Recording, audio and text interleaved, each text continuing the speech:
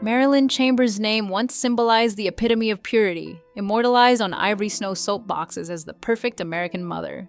But soon after, her face would become associated with a different narrative, one that would ignite a national debate about morality, fame, and public judgment. Marilyn was no ordinary celebrity. She burst onto the American cultural scene in the 1970s, carrying with her both unparalleled beauty and the kind of daring talent that made her impossible to ignore.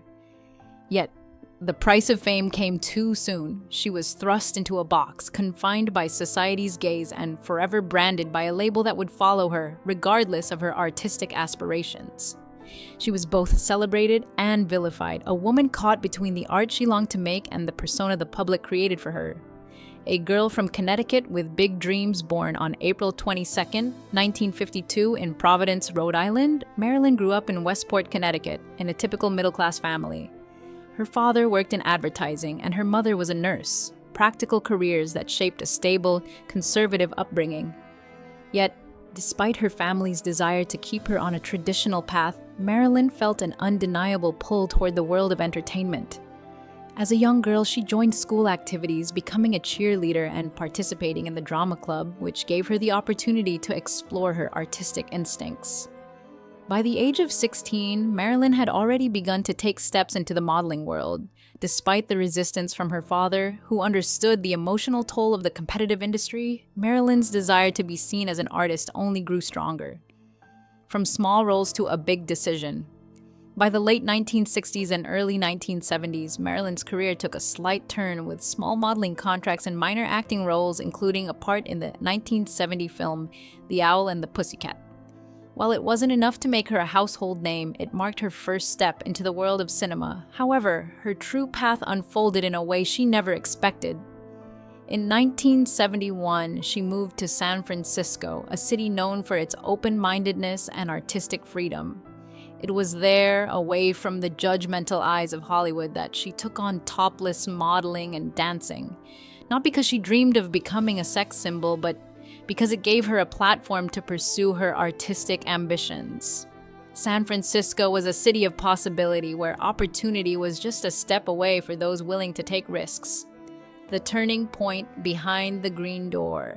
In 1972, Marilyn walked into a casting call that would forever change her life.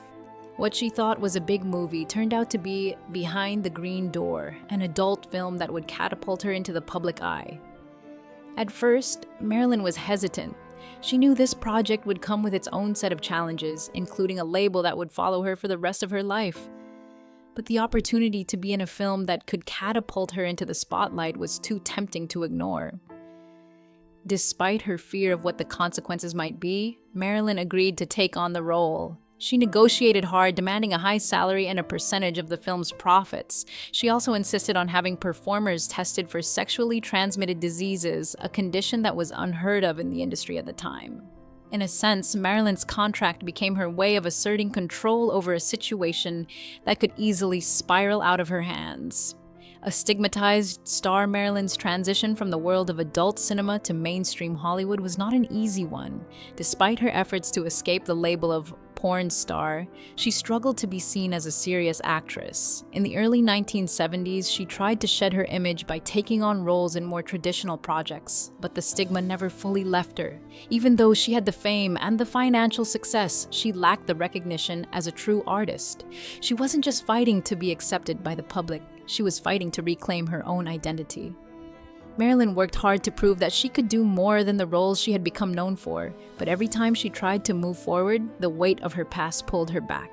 The harder she fought, the more it seemed as though she was trapped in the box that fame had built for her, seeking reinvention in Las Vegas.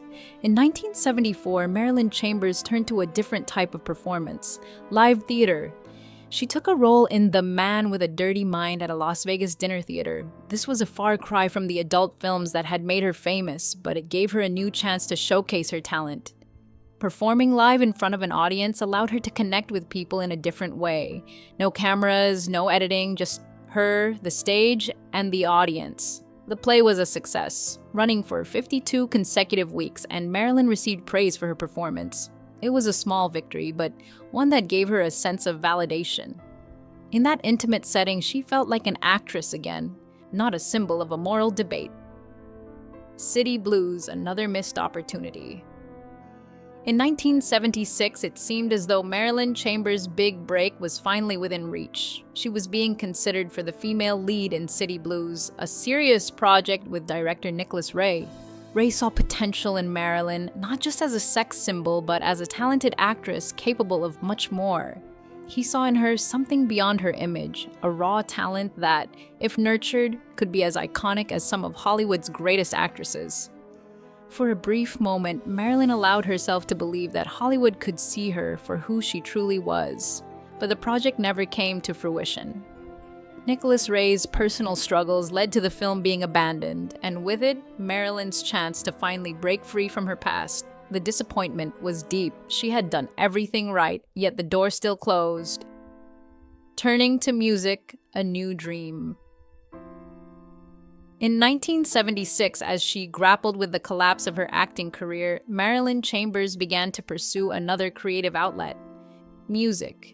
She recorded an album, Marilyn Chambers Sings, and while it didn't achieve commercial success, it was another attempt to carve out a space for herself beyond the image that had been forced upon her. Music, for Marilyn, represented a form of self-expression that didn't rely on the constraints of her public persona. It was a chance to prove that she was more than just a symbol, that she had depth as an artist. But as with all of her ventures, Marilyn found that the public's perception was always one step ahead, and the struggle to be seen as a legitimate artist continued. The complexities of fame.